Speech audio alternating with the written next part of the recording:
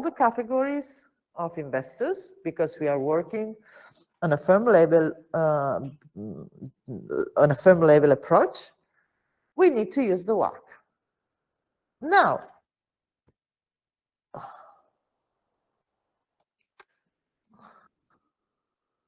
let's move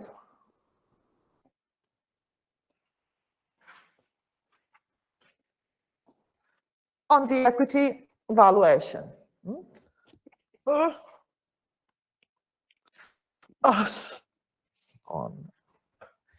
Disastro. Scusate.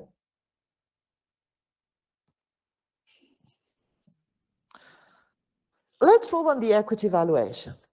Now that you know what the rationale behind this logic, which will be, it's clear why, if we look only at equity valuation, so the claim holders we are considering are only, so we do not consider debt holders, we only are focused on shareholders.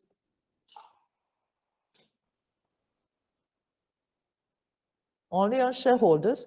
So, which is the discount rate? It will be the cost of equity. So the cost of equity, or the expected return on equity, is the minimum.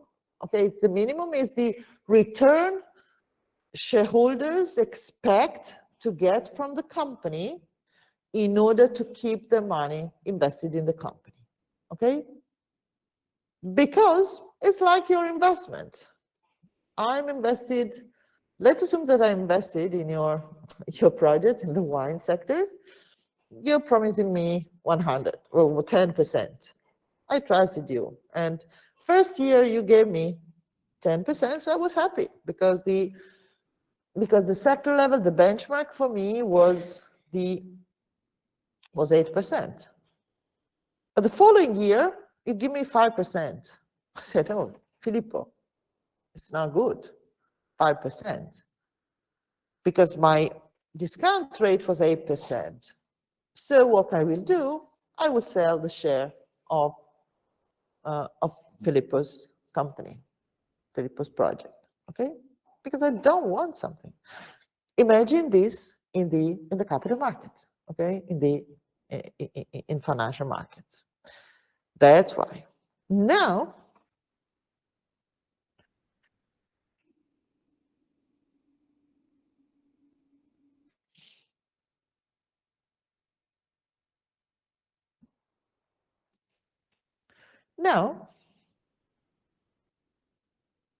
okay, yes, I do not need the whiteboard. So I hope it is clear why I was giving for granted. So we need a discount rate, firm valuation, equity valuation, cost of equity, sorry, cost of capital, weighted WACC, or cost of equity. They're two different things, okay? But the cost of capital, either only the cost of equity for the equity valuation or the WACC for the firm valuation, is the discount rate because is the amount that investors want. Oh, one thing that we talk about, but let me use it. If on a market perspective, because we work on market value of equity, market value of debt, even if we assume that market value of debt and book value is the same, we said that WACC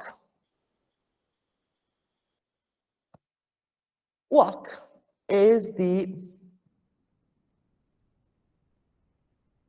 the minimum return in order to maintain, to guarantee to investors RA equal to WACC. Okay, RA is the asset side perspective, but it's equal to WACC. Now, on accounting terms, which is the corresponding of the WACC? Which is the profitability index corresponding to the WACC? We talk about a lot. It's the ROIC, right? Is the ROIC. Assuming that the company only has operating assets, otherwise it would be the ROA, okay? But let's say ROIC or ROA. Now, the ROIC is the effective return. The WACC is the expected return. What does it mean? And we will use it often during the course, that the difference, ROIC less WACC, is what? We call it excess return.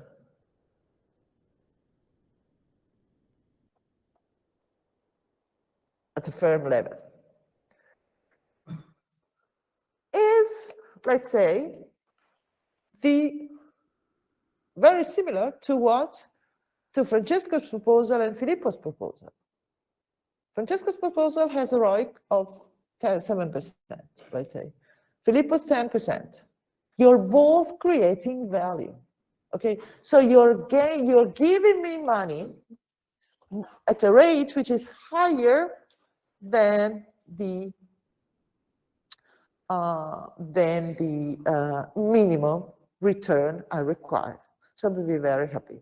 So we could say that in general, one of the main proxy of value creation by a company is the excess return. ROIC less WACC on a firm level. If I work on the equity level, which would be we know that the expected return is the cost of equity. How do I calculate the excess return? So accounting profitability and versus, let's say, market expected return, which will be the counterparty, the appropriate profitability index on the equity level.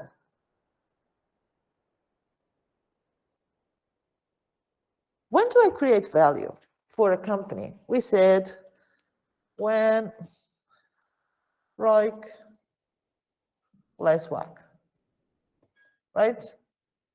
If it's positive, create value.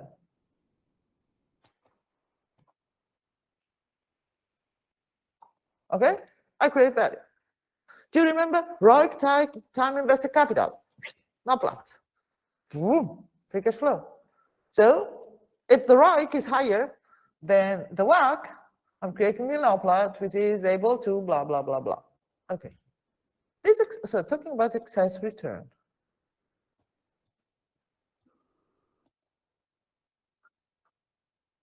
Okay. Now,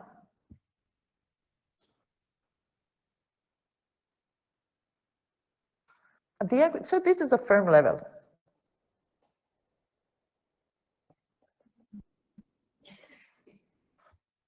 Okay. Wake up. Equity level. Level or perspective, whatever. Which is the corresponding WACC of the WACC and the equity valuation, the cost of equity, right? We said the discount rate when we have the equity approach on finding the equity value is the cost of equity. Okay, right? What do I have here? Return on equity. Again, higher than zero, create value.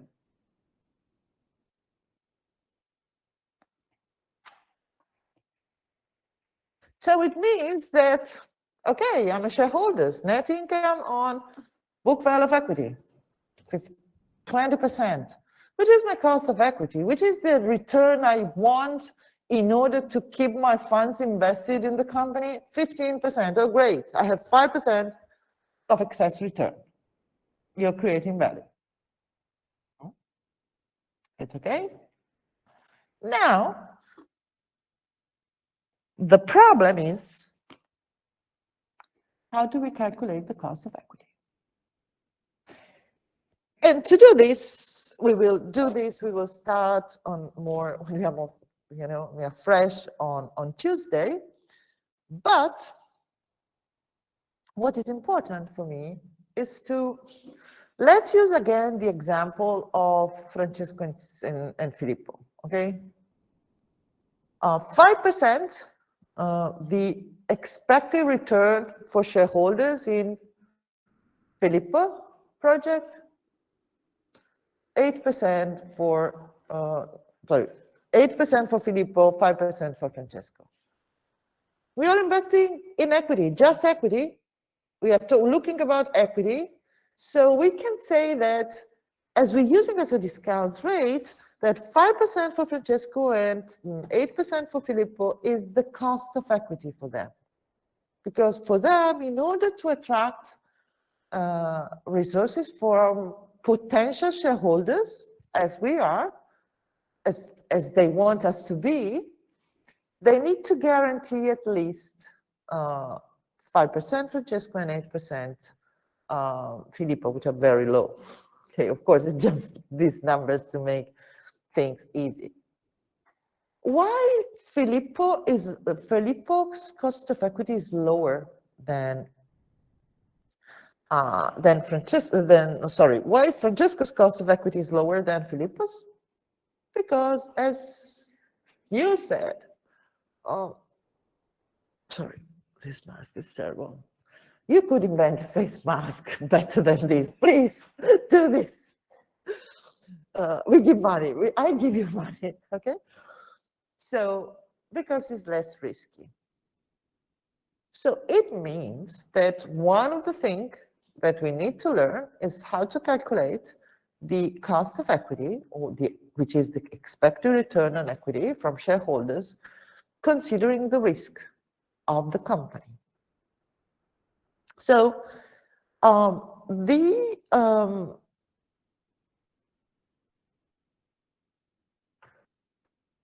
model we will consider is the CAPM, okay?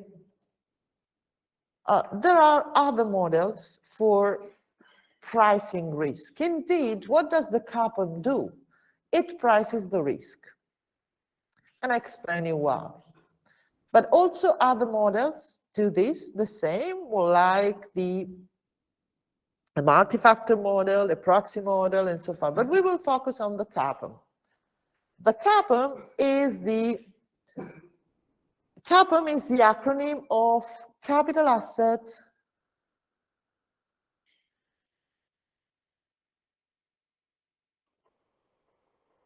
pricing model, okay?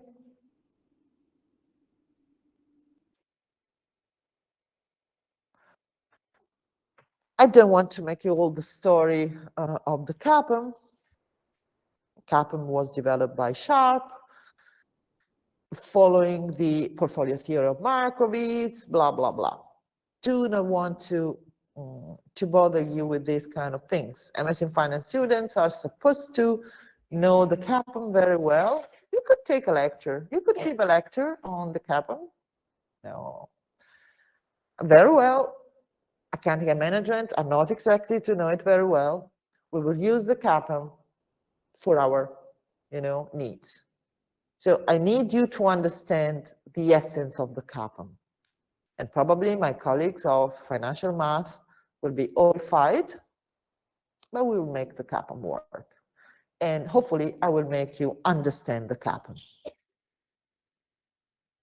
We say, using the CAPM, that the cost of equity or the expected return on equity, well, indeed, the CAPM doesn't mention the cost of equity, which is the same thing, but the CAPM works at the return level. So it doesn't work, is not being developed on the corporation perspective. So which is the return of shareholders is my cost of equity, but on investor's perspective. So which is the expected return from shareholders on a given stocks? In general, we can say that so it is the expected return on the stock, okay? It's an expected value. It depends on three factors, three elements, according to the CAPM. The first one is the risk-free rate. The second one is the beta, the equity beta, and The third one is the equity risk premium. 3 factors. And we will exploit each of them. Now, but first, before I do this, very quickly, and from here we will start next time, let me make a sort of joke. And again, please never tell to my colleagues of financial math that I'm talking about the CAPM and explaining the CAPM in this way. Please don't tell to Professor Pacati, Professor Roma, nobody. Please, otherwise you will fail, you all fail corporate valuation exam. Okay, forever, so no chance. And you understand why? But probably you understand. So when you will work, you said, okay, have risk-free rate. What is a risk-free rate? Is the rate of return or a risk-free asset? Now, there are many different, in order for an asset to be free, there is not reinvestment risk, no, blah, blah. But in general, okay, if I say, okay, give me an example of a risk-free investment. Bonds, government bonds, okay? Now, we know, we give for granted, I give for granted that you know, because we are rationally, as we are assuming that we are rational as investors, okay? The rationality of the investor, this is essential. We are not indeed perfectly rational, but how's the relationship between risk and return? It's positive. So the higher the risk, the higher is the expected return. This is one, mantra of finance. It's a positive relationship between risk and return. Okay. So risk-free assets, by definition, do not have high return. So I invest in stock. I buy a stock of Filippo and a stock, because you're listed, you have a listed company today, and a stock of Francesco, okay? I'm just one each. And I said, okay, which is my expected return? And the market says, okay, I can give you the risk-free rate. And I say, no, you're kidding. I don't want the risk-free rate. I'm taking the risk. I'm taking the risk of the medical equipment, and I'm taking the risk of the beverage, the wine sector. Okay. So I said, oh, no, you're kidding. Dear Mr. Market, no, you're kidding. I want more. And I want, a premium, because I'm taking I want the increased risk I have for the investment in, so I want the standard deviation. I also want the standard deviation. How do we measure risk? We measure using the standard deviation or returns. I want to add the standard deviation. The market said, no, lady, you're crazy. Because how can I reduce the risk? Through diversification, right? If I diversify, I reduce the risk. So the market says, okay, let's make a deal. We give you the difference between the risk-free rate and, between the return on a portfolio perfectly diversified, because if you do not diversify portfolio, it's your problem, it's not mine. You can't do this. So we call it, as we know, the market portfolio. So I give you the difference between the market portfolio return and the risk-free rate. So the so-called market risk premium. So I said, okay, I will have risk-free plus the market risk premium. But then I said, wait a moment. Because, during the COVID, the market went down, but Filippo's share went down more than the market, So I lost. And the market said, oh, you're right. But during the COVID, Francesco's shares, didn't go down as the market. So Francesco's share during the COVID was less, the sensitivity of Francesco's volatility, Francesco's stock's volatility was much lower. I said, okay. And the market tells me, we have the beta. What's the beta?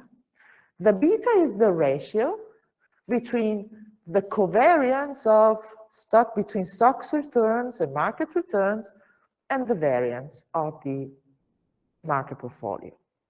So the beta expresses the sensitivity to the volatility of the stocks compared to the volatility of the market.